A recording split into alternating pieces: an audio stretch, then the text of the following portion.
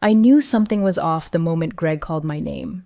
Not because he said it with a smile, but because it was the kind of smile you give a dog right before you kick it off the porch. He handed me my envelope like it was a favor, not a reward. I glanced down, peeled it open, and stopped breathing. $4,000. I checked again, thought maybe it was an advance or a tax adjustment. But no, that was it. I looked up, and all around me, people were grinning ear to ear, comparing their checks. 14,000. 14,000. If you're listening to this and already clenching your jaw, do me a favor, subscribe and hit the like button. It's free for you, but it means the world to the people bringing these stories to life, especially ones like this. I held that envelope like it was burning a hole through my palm. Greg caught my eye and raised a brow. Problem? I walked over, steady, calm, and just showed him the number. He leaned in with a chuckle loud enough to turn a few heads. "You should be grateful I even remembered you," he said, like he was tossing scraps to a stray. "Half your stuff's legacy code anyway." That cafeteria went quiet, not because anyone gasped or said anything, but because you could feel me disappear right there. I didn't argue, didn't defend myself. I just nodded, folded the envelope like it was a grocery list, and walked out. Left the rest of them to their peppermint cheesecake and their sleigh bell playlists and their faux gratitude speeches. I drove home without turning the radio on. Just the hum of the engine and the sound of 16 years rattling around in the glove box. I had no plan yet, but there was a pulse behind my eyes, a rhythmic, controlled beat that told me this wasn't going to be another one of those things I swallowed. Back at the house, I poured a glass of water, fed the cat, and opened the cabinet above the fridge, where I kept the backups. I sat at my workbench, pulled the logs for the grid's firmware cycles, and watched the timeline scroll like heart monitors. 37 robotic arms. Dozens of weld points, pick sequences, torque balance settings, all of them tied to the sync stack I'd refined over a decade. All of them running on a license Greg didn't even know existed. See, he thought I was salaried, thought I was just another dinosaur clinging to obsolete code. But what Greg didn't know, and what HR never bothered to check, was that I was a retained contractor, not in title, but in structure. A workaround built after the recession when they needed my skills but didn't want my benefits. And in 2010, during a quiet legal reshuffle, I'd negotiated Addendum C. Clause 18E. Process synchronization modules remain intellectual property of contractor unless full transfer of timing stack is executed via dual cert notarization, which never happened. At 11:42 p.m., I logged into the plant interface, pulled the scheduled maintenance queue, and slipped in a silent hold sequence. No warning, no system alerts, just a simple stall request masked as an inactive calibration flag, the kind no one notices until the whole line forgets how to breathe. I checked the subprocessor's ping response. Clean. Authorized. Then I turned off the lights, placed my phone face down, and went to bed. The worst part wasn't the number. It was the way people around me started shifting in their seats, quietly trying not to look like they were looking. You know that half second of silence when something sour hits a room and nobody wants to be the one who sniffs it out loud? That's what happened after Greg opened his mouth. I stood there, holding that envelope like it had leaked battery acid on my fingers. Greg was already moving on, slapping backs, chuckling, doing that corporate thing where everyone's suddenly his best friend because he's got the money pen for the day. He didn't even pause to check if what he said landed wrong. It didn't matter to him if it did, because I wasn't a person to Greg. I was a component, a legacy asset, half code, half furniture. I walked past Rita from procurement, who'd always called me the clockmaker because my code never missed a tick. Her eyes flicked down to my envelope. She didn't say a word, just looked back at her bonus and folded it slowly, like she couldn't enjoy it now. That made it worse. I didn't want pity, I wanted recognition, but even that was too much for them.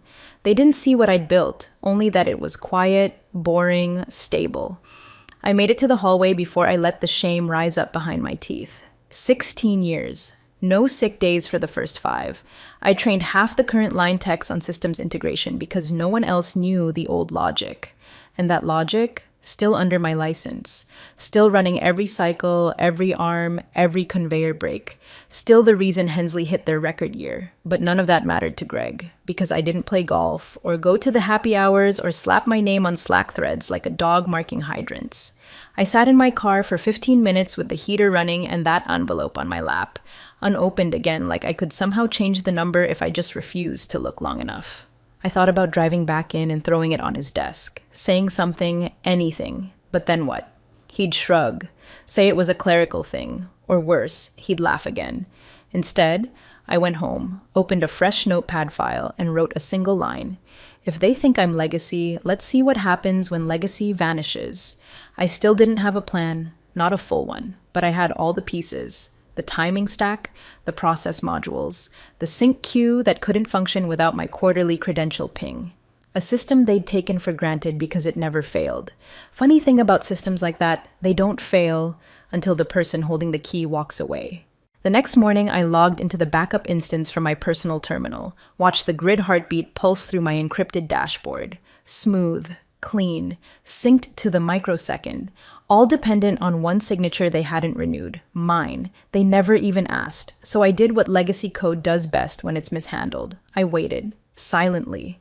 The thing about precision is no one notices it until it disappears. When everything works to the millisecond, people assume it's just the way of things. They don't see the tuning, the subroutines that loop behind the scenes like violin strings keeping tempo. And when Greg stood there in his polyester suit and thought $4,000 was enough to cover 16 years of that, he told me everything I needed to know. I didn't yell, didn't send a follow-up email or request a meeting with HR. There's no satisfaction in arguing with a man who thinks authority makes him intelligent.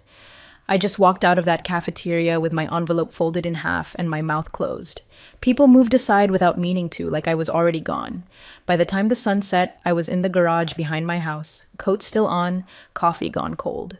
I'd wired this place years ago as a backup node, part of my old defense habit from the early days of system instability. You learn quick. Trust what you build, not who signs the paychecks. The workstation hummed to life. Monitors blinked on. The interface for the subprocessor modules appeared with the kind of deference that only comes from custom code written by hands that still remembered every logic gate like a prayer. I watched for hours. Line A through F. Conveyor timing smooth. Pick and place arms in harmony. Torque ratios balanced. Diagnostic checks clean. It was beautiful. Industrial ballet made real through thousands of lines of mine. Code no one else could trace without tripping a failsafe. At 11:41 p.m., the module requested its routine confirmation ping. That ping had always come from my certificate. Valid, unique, renewed every 90 days through an authentication I kept quietly off Hensley's books. Just another quirk of Addendum C. Greg never asked how the sync protocol stayed so perfect. At 11:42 p.m., I revoked the ping. The change was quiet, surgical. The load balancer flagged a delay. The master timing loop paused, unsure. Then, like dominoes in molasses, each subsystem hesitated. Not failure, just confusion. Confusion the system wasn't designed to recover from autonomously. Redundancy doesn't work when the fallback is licensed separately. The robotics grid stalled. Arms locked in half rotations, mid-weld, mid-pick, mid-cycle. A symphony of machinery choking on silence. The power draw dipped, then surged. The load balancer tried to compensate. It tripped the grid instead. Inside the plant, warning lights flicked to life in waves, red strobes bouncing off silent steel. And me? I clicked off the monitor, slid my phone across the desk, screen down, took off my coat, and went to bed. Not angry, not triumphant, just still. Because when someone forgets your value, you don't scream. You subtract, and let the silence do the rest. At 5:10 a.m., the first wave of confusion hit the control room like a cold draft, unseen but unmistakably real. Plant control logged into the mainframe to prep for morning cycles and found the dashboards frozen. No green lights, no cycle pings. Line A through F sat like petrified skeletons, arms extended in mid-motion, mid-grab, mid-fabrication. A robotic ballet turned into a morgue. A technician tried the standard sequence. Clear queue, reset index, reinitialize firmware modules, nothing. He tried again, this time yelling over to another desk. System stuck. Looks like a hold flag is still active. Another tech pulled up the process loop. The screen loaded, then hiccuped. Loop waiting for external timing module confirmation. That was the moment someone mumbled it out loud. Where's the sync? They called it. Who bounced it to engineering, who then called ops. Greg showed up on camera at 5:28 a.m., hair ruffled, trying too hard to act calm. He kept saying phrases like contingency protocol and just a hiccup in timing handoff. The room didn't buy it. You could feel the air go thin. Someone finally said it. This system hasn't had a desync in over 6 years. Because of me, because I kept that loop clean, guarded, fine-tuned like a Stradivarius violin. But 2 weeks ago, Greg streamlined my access, said there were too many redundant admin cycles. He had IT transfer my credentials to a generic internal cert and then revoke my backend pipeline, all without knowing what he was actually touching. On paper, he thought he'd saved money. In reality, he had amputated the heartbeat of the entire plant, and now that heartbeat wouldn't return his calls. See, the firmware didn't just talk to code, it talked to my code. Written in modular blocks that didn't reside on Hensley's servers. They referenced authentication from a subprocessor instance I hosted, on a secured node, licensed under my name, authenticated quarterly, renewed by my hand. No ping from that cert, no motion from those arms. At 5:39 a.m., an operator tried a hard reboot, killed power to line C, waited, then restarted the sequence. The machines jolted awake, then stopped again, half-turned, out of sync. The kind of movement that tells you something's technically alive, but no longer sentient. Greg stood behind the desk watching it all unfold, lips pressed so thin they looked painted on. Someone whispered, "Did we change anything in the last update cycle?" He didn't answer.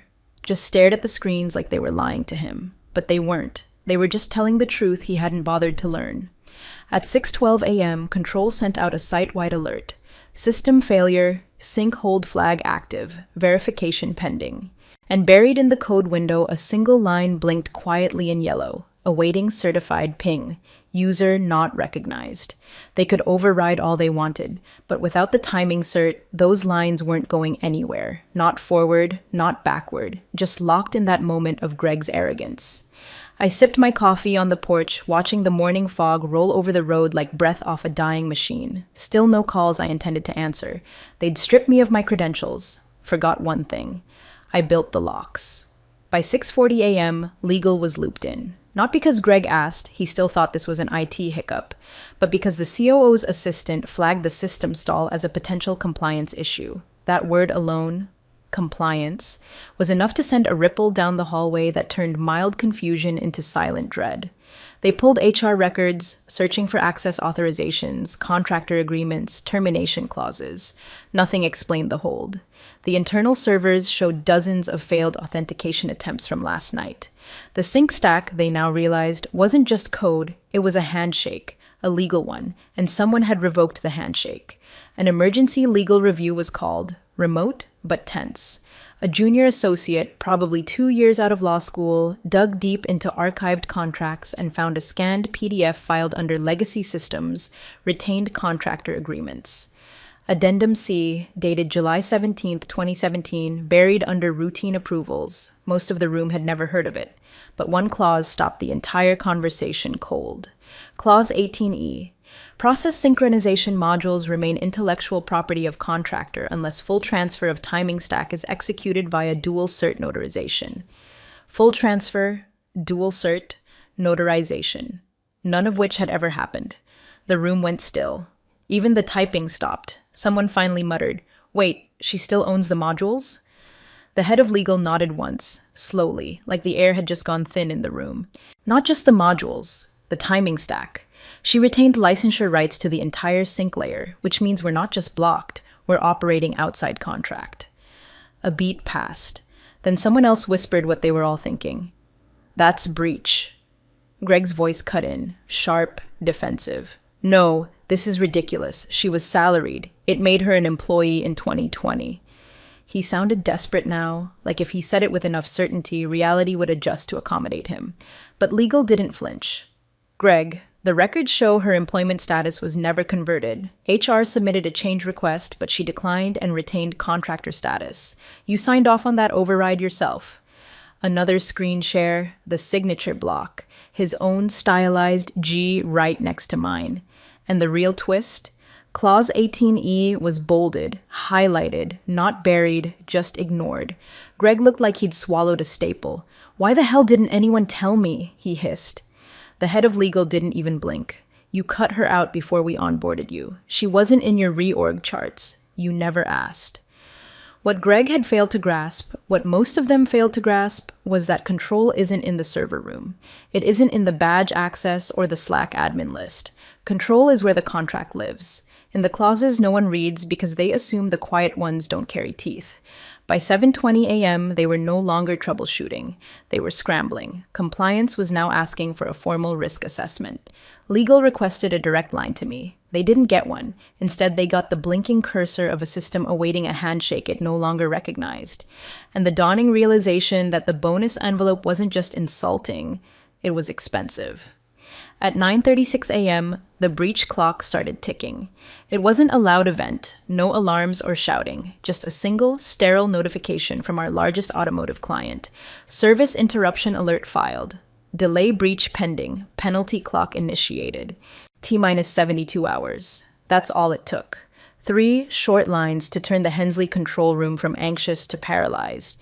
See, it wasn't just that the robots were frozen. It was that production for a time-critical run of EV battery housing units had halted dead. The backup facility in Ohio was already prepped for transfer, but the system there was never configured to run independently, not without the master sync keys, which they didn't have. Because the stack Greg tried to cut me out of didn't just live on a server. It lived in the continuity of timing logic that I'd written, licensed, and protected. The entire sync chain depended on my quarterly re-authentication. The modules weren't just extensions of the system, they were the system. And now they were watching penalties pile up by the hour. $15,000 per delay hour, multiplied across 3 client divisions, compounding every 60 minutes. But I wasn't watching. At that same moment, I was in a virtual compliance briefing with the Department of Automation Safety, a standard onboarding session, review of system governance, licensed module integrity, sync testing certifications. The name on the new system architecture? Calnor Systems. The name listed under Sync Stack Design Authority. Mine. Just like that. No press release, no transition memo, just quiet migration of knowledge to the place where it would be valued and protected. Calnor wasn't just a new employer. They were the rising backbone for automation architecture in the EV sector. Their founder had reached out 6 months ago, just an exploratory call. If you're ever looking for a place that respects infrastructure, he said, we build from the bottom up. I hadn't responded then. I wasn't looking. But now they were offering not just a job, but architectural control, naming rights. Institutional backing for SyncSuite, the very core of what Greg had dismissed as legacy. While Hensley's legal team pinged each other with CC'd panic, I was quietly demonstrating SyncSuite's modular flexibility for Calnor's integration team. I showed them how a single cert update could reroute control logic in less than 12 seconds. Their engineering lead just said, "That's clean. That's dangerous in the right hands." I smiled. Only when handled carelessly. No gloating, no anger, just measured proof that I'd never been obsolete. Back at Hensley, they were still chasing ghosts, trying to figure out if the modules could be emulated, if legacy logs could be spoofed, if anyone could rewrite what they never understood. But it was too late. The control stack was fingerprinted. Every module checked for my cryptographic key. Without it, the code wasn't just unreadable, it was inert.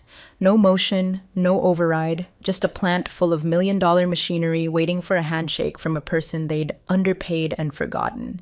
And by noon, even that possibility had left the building.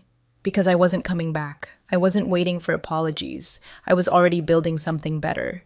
Greg started with an email that sounded almost casual, like we were coworkers who'd simply had a miscommunication. Subject line, quick question about system access. No greeting, no punctuation. Just that stiff, awkward attempt to sound unbothered while everything around him burned. I didn't reply. A few hours later, the text came. Polite at first. Hey, can we talk? Need your insight on a couple legacy modules. Then, the plant's frozen. We're under review. I know there's history, but this isn't how we should leave things. Still no reply. By mid-afternoon, the tone shifted. This is bigger than a bonus envelope. We can make this right. And finally, can we talk? Off the record? I didn't type a single word because I wasn't the one replying. That came from my attorney, who responded promptly, precisely, and in writing. Our client retains full IP rights to the synchronization architecture as stipulated in Clause 18E of the 2017 agreement. Any further attempt to bypass, emulate, or reverse engineer these modules constitutes breach of contract, intellectual property infringement, and will be met with appropriate legal action. All further communication should be directed through legal counsel. Silence after that, at least from Greg. But the silence didn't last long elsewhere, because by then, the rumors were already sprinting through the manufacturing circuit like a power surge on a frayed wire. Word had leaked. Calnor Systems had secured a major robotics integration contract with Tarson Motor Group, one of the fastest scaling EV startups in the Midwest. The very same client Hensley had been chasing for 18 months. Their entire bid had been centered on a new automation framework: speed, efficiency, clean synchronization logic. And Calnor had it. Whispers turned to questions. Isn't that Sync Suite? Didn't she write that? Wait, wasn't she still at Hensley 2 weeks ago? I didn't say anything, never made a statement, didn't post some triumphant LinkedIn update with champagne emojis and passive-aggressive hashtags. I just kept working. Tarson's CTO called our integration unlike anything they'd seen on the market. No lag, no handshake failures, real-time command mirroring across 6 distributed facilities. Almost too smooth to be new, someone said, because it wasn't new. It was refined. Battle-tested inside a company that never respected it. A few of my former colleagues reached out, carefully.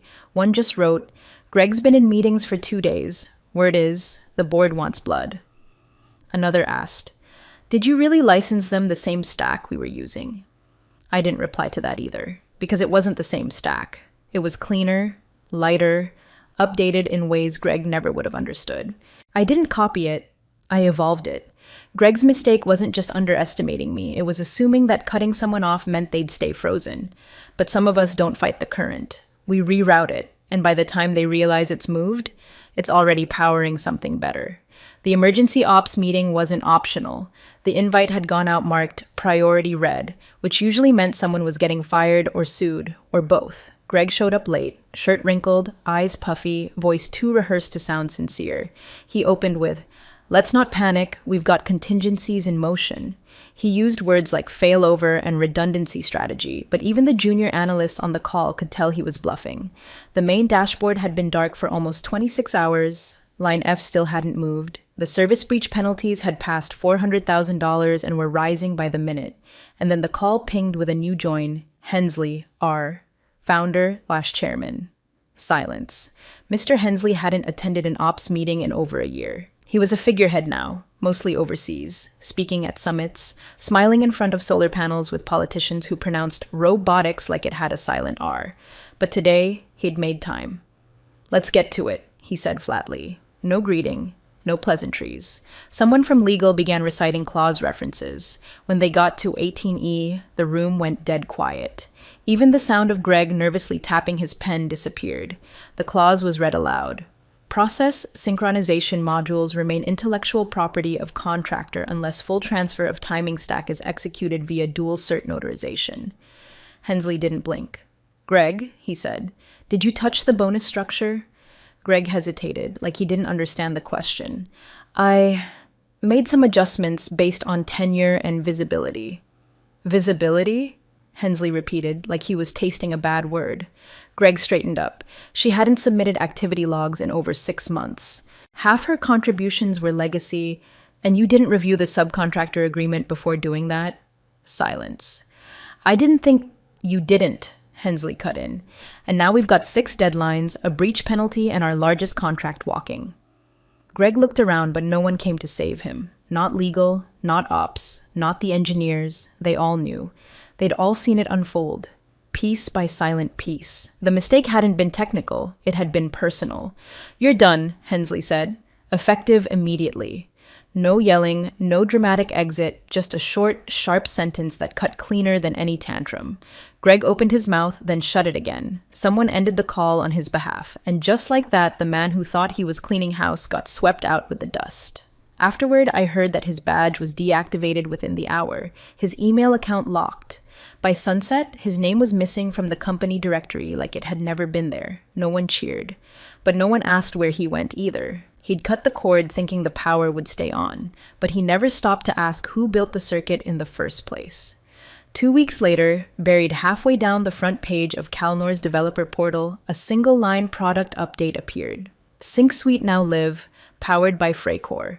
No press release, no interviews, no buzzwords about disruption or next-gen synergy.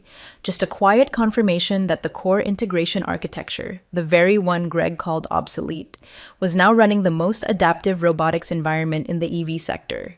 Freycore had been my code name for years. Not a company, not even an LLC, just a quiet identity I signed my personal builds under.